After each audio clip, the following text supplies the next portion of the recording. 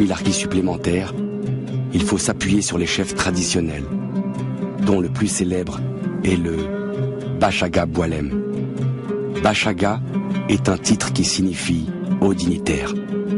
Le Bachaga Boualem est alors député et vice-président de l'Assemblée nationale.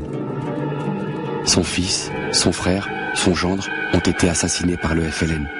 Il proclame sa foi en la France. Le sentiment général du peuple algérien et en particulier les musulmans sont pour une confiance totale au général de Gaulle.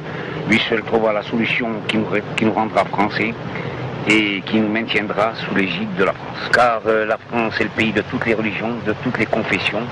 Et il n'y a pas de raison que, et la France étant une grande nation à vocation musulmane, il n'y a pas de raison que nous ne soyons pas français comme les autres. Notre confession n'a rien à voir avec la citoyenneté française.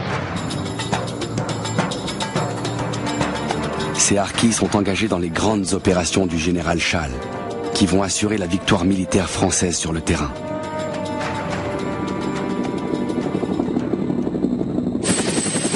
Benamer Bouktib est alors directement incorporé dans les commandos.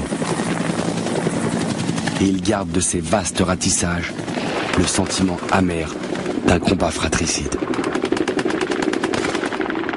Moi j'avais une méthode, de prendre les gens doucement, les parler correctement, les dire aux gens, écoutez, je sais que vous étiez là, je sais que vous savez où ils sont les phalènes, dites-moi où ils sont, montrez-moi où ils ont leur cache et tout. Si nous, vous avez des problèmes, vous avez des problèmes et tout ça. Ah ben les gars, ils parlent ça. Il y en a qui vous disent tout de suite la vérité, sans le torturer. Voilà, c'est une méthode. Il y en a d'autres qui frappent peut-être, ou qui mettent les gingembre, ou de l'eau, un chat, je ne sais pas. À l'été 1959, une grande partie des effectifs du FLN, notamment en Kabylie, berceau de l'insurrection et dans le sud, est mis hors de combat. Et les collègues appelaient, ils étaient complètement perdus.